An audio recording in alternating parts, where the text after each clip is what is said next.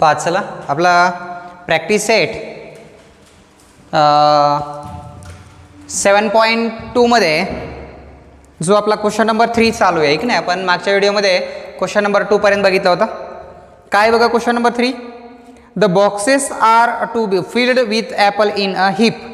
एक बॉक्स आहे, त्या बॉक्समध्ये ॲपल भरायचे आहेत म्हणते. आणि फिल्ड पूर्ण भरल्याच्या नंतर काय होते म्हणते बघा. If 24 apples are put in the box. If 24 apples are put in the box. एका बॉक्समध्ये किती ॲपल ही केलेत, पुट ठेवलेत 24 apples. Then 27 boxes are needed. जर एका बॉक्समध्ये जर 24 ॲपल भरले ठीक नाही, तर असे किती बॉक्स लागतात म्हणते. जेवढे ॲपल आहेत तेवढे भरण्यासाठी 27 बॉक्सेस. 24 ॲपल्स आर पुट म्हणजे एका याच्यामध्ये 24 ॲपल भरायचे आहे. जर असे एका बॉक्समध्ये 24 ॲपल्स भरल्याच्या नंतर किती बॉक्स भरतात म्हणते 27. If 36 apples are filled in boxes. जर आता पहिला आपण किती भरत होतो 24 आहे की नाही, आता 36 भरायचे आहेत म्हणताय. पहिले आपण 24 ॲपल्स भरत होतो त्यावेळेस बॉक्स किती लागत होते 27. आता 36 ॲपल भरायचे आहेत तर किती बॉक्सेस लागतील म्हणते, असा क्वेश्चन आहे आपल्याला आहे की नाही. If 36 apples are filled in boxes how many boxes will be needed. How many boxes will be needed. किती बॉक्सची गरज लागेल म्हणताय. मग आता आपल्याला अगोदर काय करावं लागेल की याच्यामध्ये दिलेल्यानुसार एका बॉक्समध्ये 24 ॲपल्स म्हणजे number of apples, total number of apples, एकूण ॲपलची संख्या आपल्याला काढावं लागेल हे की नाही. आणि पुन्हा त्याला डिवाइड बाय 36 करावं लागेल. त्यावेळेस नंबर ऑफ बॉक्सेस, आपल्याला नंबर ऑफ बॉक्सेस भेटतील. ठीक आहे, या स्वरूपाचा क्वेश्चन आहे. बघूया काय म्हटलंय. The boxes are to be filled with apple in heap. The boxes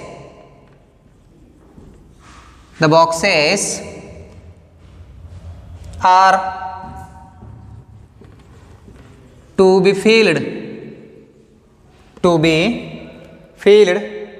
with apples. If 24 apples put in a box, then 27 boxes are needed. 27 boxes लागतात. If 36 apples put in boxes in a box, how many needed box म्हटलं आहे की नाही. How many boxes will be needed in box? How many needed boxes? तर किती boxes लागतील म्हणताय. या स्वरूपामध्ये क्वेश्चन झाला. यामध्ये दोन दिलेले आहेत आपल्याला. एक म्हणजे नंबर ऑफ बॉक्स आणि दुसरा जो आहे तो नंबर जो म्हणलाय तो 24 apples and number of boxes. म्हणजे या ठिकाणी नंबर ऑफ ॲपल्सला आपण x कन्सिडर करूत आणि बॉक्सेसला y कन्सिडर करूत. म्हणजे जर व्हेरिएबलच्या स्वरूपात जर तुम्हाला सॉल्व करायचं असेल तर जनरली व्हेरिएबलच्या स्वरूपात जर कन्सिडर केलं तर आपल्याला इझी जातं आहे की नाही. मग या ठिकाणी दोन आहेत. एक आहे ॲपल, नंबर ऑफ ॲपल, आणि दुसरं काय आहे नंबर ऑफ बॉक्सेस. एकूण ॲपलची संख्या आणि एकूण बॉक्सची संख्या या दोघांना एकाला x आणि एकाला y कन्सिडर करावं लागेल. मग या ठिकाणी आपण असं कन्सिडर करूया. Apple, number of apple be x आणि number of boxes be y. बॉक्सेसला y कन्सिडर केलं. कोणतं व्हेरिएशन आहे. x is inversely as y. Inverse variation आहे. x is inversely as y. मग आता याच्यामध्ये k काढावं लागेल आपल्याला अगोदर. मग k काढताना कसं केलं जाते बघा. Therefore k is equal to x into y. k find करायचा आहे. फर्स्टवाला x किती आहे. फर्स्टनुसार जर बघितला x is equal to 24, y is equal to 27. k is equal to 24 into 27. k is equal to हां बघा 24 2 48, 24 3 72, 24 चौक 96, 24 25 6, 24 7 44, 24 7 168, 168 ला 8, 40 16, 24 2 48, 48 आणि 10, 48 आणि 10 58, 58 आणि 6 60, 64 का 648, 27 27 24 का 24 7 68 नीचे 48 16, 24 2 48, 48 आणि 10 58, 58 आणि 6 64. Okay. K is equal to आलं 648. आता आपल्याला काय म्हटलं आहे पुन्हा सेकंडमध्ये म्हटलं आहे k is equal to x into y. K किती आहे 648. एक्स दिले आपल्याला पुन्हा नंतर एक्स किती आहे 36 इंटू वाय फाईंड करायचं आहे. 648 divide by 36 is equal to y. बघा बरं कितीने सिम्प्लिफाय होईल 12 12 2 24 12 त्रिक 36, 12 पंचे 60. ठीक आहे 12 जातो भाग 12 त्रिक 36, 12 पंचे 60, 4 उरले 48 झाले, 12 त्रिक 36, 12 चौक 48, 3 1 3, 3 1 3, 3 8 24, 18. Therefore y is equal to किती आलं 18. मग आपल्याला काय क्वेश्चन विचारला होता how many boxes will be needed. Therefore 18 boxes needed. किती बॉक्स लागतील मग 18 बॉक्स लागतील. म्हणजे या स्वरूपामध्ये अगोदर तुम्हाला के काढावं लागतं आहे की नाही. के काढताना कसं कोणती मेथड वापरावं लागते आपल्याला. के म्हणजे या ठिकाणी कॉन्स्टंट आणि कॉन्स्टंट हा इन्व्हर्स व्हेरिएशनमध्ये मल्टिप्लिकेशन कॉन्स्टंट असतो हे की नाही. म्हणजे एक्स इंटू वाय हा जो आहे तो कॉन्स्टंट होतो. एक्स इंटू वाय वरून सर अगोदर के काढून घेतला आणि पुन्हा दुसऱ्यामध्ये एक्स दिलाय फाइंड वाय म्हणतंय मग वाय फाइंड केला. वाय म्हणजेच नीडेड बॉक्सेस आहे number of needed in boxes. बॉक्सेसची संख्या किती आहे ती आपण वाय कन्सिडर केली आहे की नाही. म्हणजे या स्वरूपामध्ये जो आपला प्रॅक्टिस सेट 7.2 मध्ये जो 3rd नंबरचा क्वेश्चन होता तो या स्वरूपात आहे. ठीक आहे. एक लक्षात ठेवा तुम्ही एक्स आणि वाय आहे की नाही या एक्स वायच्या जागेवर तुम्ही दुसराही लेटर यूज करू शकताय. ए बी कन्सिडर करू शकताय किंवा पी क्यू कन्सिडर करू शकता. तुमच्या ॲडजस्टमेंटनुसार कोणतंही लेटर तुम्ही यूज करू शकताय. ठीक आहे. पण व्हेरिएशन मात्र लक्षात ठेवा इन्व्हर्स व्हेरिएशन आहे 1/y. मग इथं जर ए अँड बी जर कन्सिडर केलं हे असतं तर a is inversely as b 1/b या स्वरूपामध्ये तुम्हाला घ्यावं लागलं असतं. ठीक आहे. या स्वरूपामध्ये जो क्वेश्चन नंबर 3 होता तो या ठिकाणी कंप्लीट झाला आहे. आता बघूया नेक्स्ट क्वेश्चन नंबर 4 नंबरचा क्वेश्चन आहे आपला प्रॅक्टिस सेट 7.2 मधला आहे की नाही.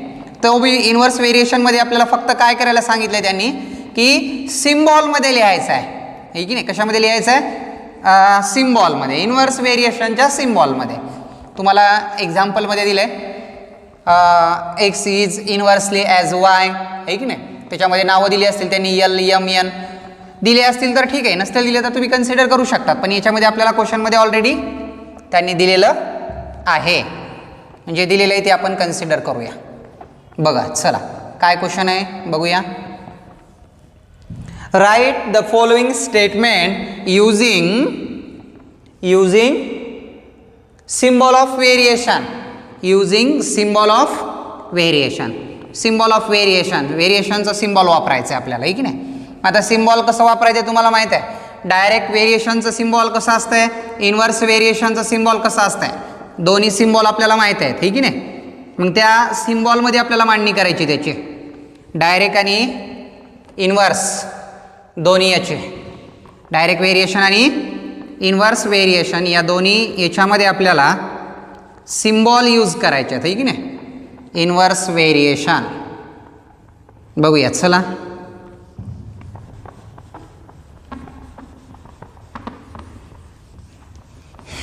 घ्या क्वेश्चन नंबर 4. क्वेश्चन नंबर 4 काय म्हटलंय write the following statement. Write the following statement. Write the following statement using symbol. Using symbol. Using symbol of variation. Okay. Write the following statement using symbol variation. Number 1 चा 4 मध्ये number 1 काय म्हणते बघा. The wavelength of sound, ठीक आहे ना, जे wavelength असते आपली साऊंडची, आहे की नाही, ज्याला भ्रमणध्वनी म्हणतो आपण असा, त्यामध्ये म्हटलंय the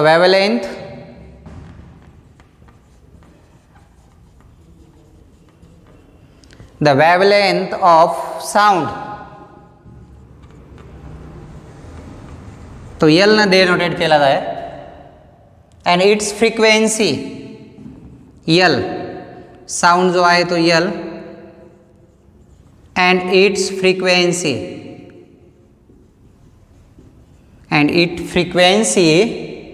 F,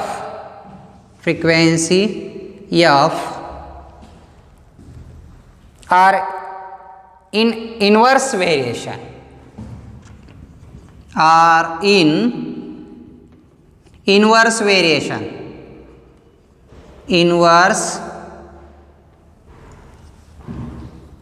inverse variation.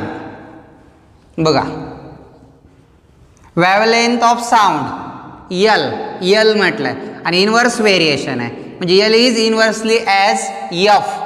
L is inversely as F. मग L is inversely as F या स्वरूपामध्ये सिम्बॉल होईल, ठीक आहे. इनवर्स म्हटलं की 1/, करावं लागतं, आहे की नाही, आणि डायरेक्ट असल्यावर मात्र 1/, मध्ये लिहायची गरज आहे का, नाही. म्हणजे या ठिकाणी म्हटलं the wavelength of sound L and it's frequency F are in inverse variation. आणि कोणत्या व्हेरिएशनमध्ये म्हणताय, इनवर्स व्हेरिएशनमध्ये आहे, ठीक आहे. हा जो होता 4 नंबरमधला पहिला क्वेश्चन झाला या स्वरूपामध्ये, ठीक आहे ना. त्यामध्ये जो सेकंड नंबरचा आहे तो बघूया. बघा, त्यांनी ऑलरेडी लेटर वापरलेत, म्हणजे ते यूज करावं लागतील तुम्हाला. आणि नंतर इनवर्स व्हेरिएशन म्हटलं म्हणून इनवर्सच्या फॉर्म्युल्यामध्ये जर तुम्हाला डायरेक्ट व्हेरिएशन म्हटलं असतं तर डायरेक्ट म्हणल्यावर हे 1 आलं नसतं, direct L as directly as F, direct F लिहिलं असतं. पण इनवर्स म्हणलंय म्हणून 1/1 मध्ये येतं, की नाही. 1/, मध्ये जे आहे तो या स्वरूपामध्ये होतो. बघूयात, चला.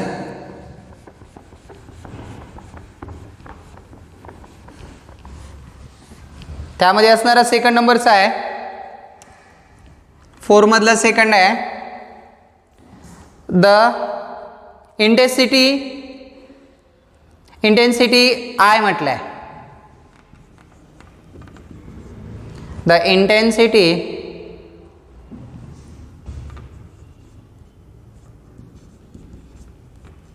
I, the intensity of light varies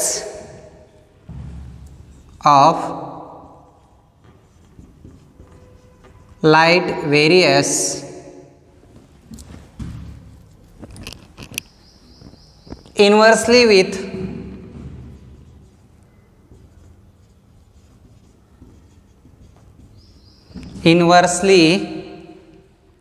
with the square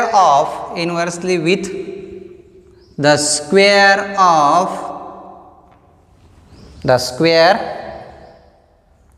the distance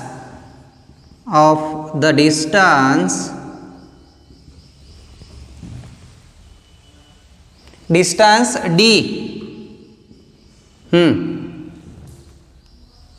of a screen from the lamp, of a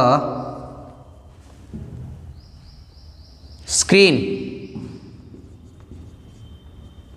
of the screen from lamp,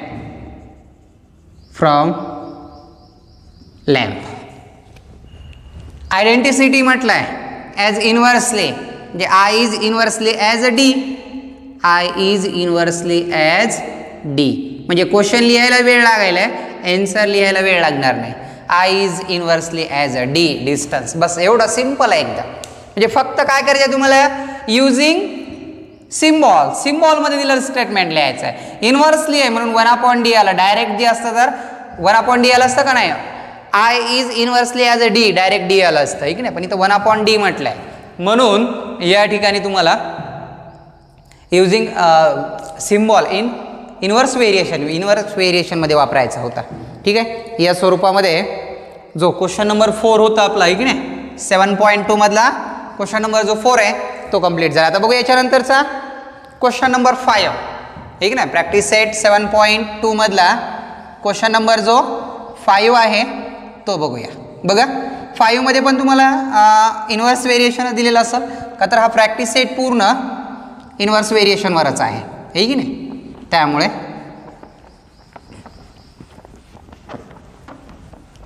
बघूया प्रॅक्टिस सेट 7.2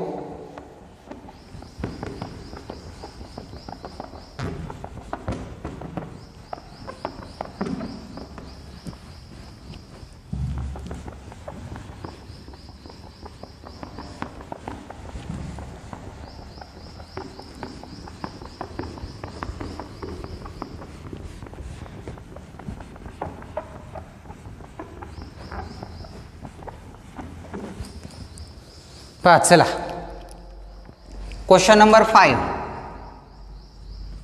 काय क्वेश्चन आहे 5 बघा. X inversely as y, x inversely as in square root y, sorry in square root y. Inversely कशामुळे म्हटलं, 1च्या अपॉनमध्ये आला. 1च्या अपॉनमध्ये म्हणजे inversely असणार आहे. And when x is equal to, and when x is equal to 40, then y is equal to, y is equal to 16. If x is equal to 10, then find y. y find करायचं. कोणतं variation आहे, inverse variation आहे. Inverse variation मध्ये काय होतं की k जो आहे, k is equal to x into y असतं. Constant x into y. K is equal to x आहे पहिला 40 इंटू इन स्क्वेअर रूट आहे 16. k is equal to 40 into in square root 16. 16चा स्क्वेअर रूट किती 4. 16चा वर्गमूळ 4. k is equal to काय आला 160. Constant भेटला 160 भेटला 160. त्यानंतर आपल्याला अजून पुन्हा find x is equal to 10, then y is equal to question mark.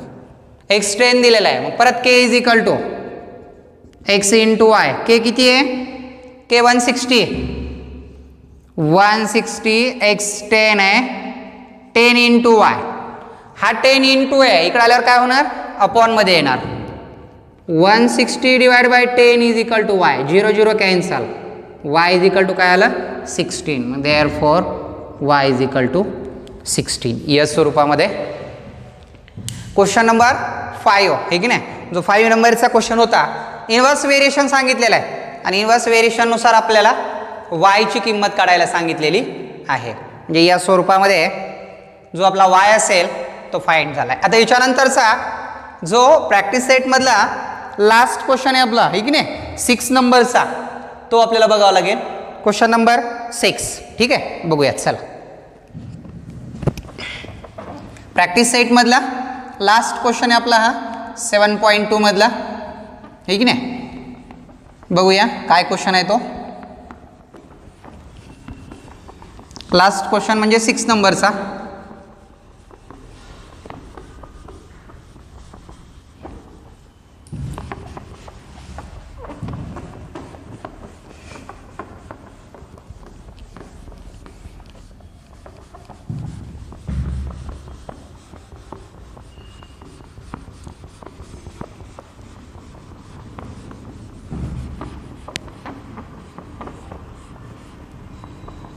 बघा चला काय क्वेश्चन आहे पहा.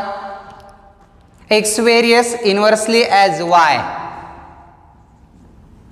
एक्स व्हेरिएशन एक्स व्हेरियस है x varies inversely as y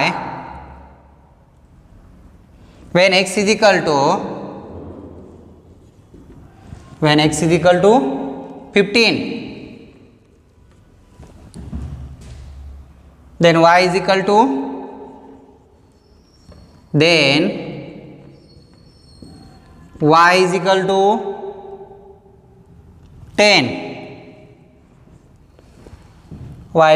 to 10. If x is equal to 20, then y. आता बघा सोल्युशनमध्ये आपल्याला अगोदर काय करावं लागेल. X varies inversely as y आहे. Therefore x is inversely as y. X is inversely as y. मग के इज इक्वल टू काय होणार. X into y.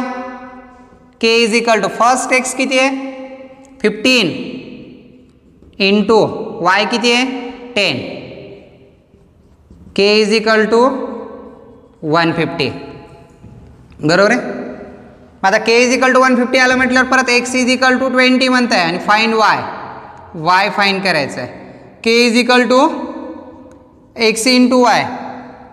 के किती आहे 150. 20 into y 150 upon 20 is equal to y. 0 0 cancel 7.5. बरोबर आहे. Therefore y is equal to काय आला 7.5. या स्वरूपामध्ये आपल्याला फाइंड करायला सांगितलेला जो वाय होता तो वाय किती आला 7.5. सॉरी याच्या अगोदरचा क्वेश्चन आपल्याला दिलेला जो होता त्यामध्ये थोडीशी मिस्टेक झालेली वाटतं. वाय इज इक्वल टू आपण त्याच्यामध्ये आलेलं जे उत्तर होतं आपलं मला वाटतं 16 घेतलं का आपण. 16 घेतलं. 16 त्याचा स्क्वेअर करावा लागेल 256 आहे की नाही. एक मिस्टेक झाली आहे. बरं ठीक आहे बघूया ते आपण. त्यामध्ये तुम्हाला सांगतो मिस्टेक झालेली काय झाली तर. ठीक आहे. याचं आलं वाय इज इक्वल टू 7.5 आहे की नाही.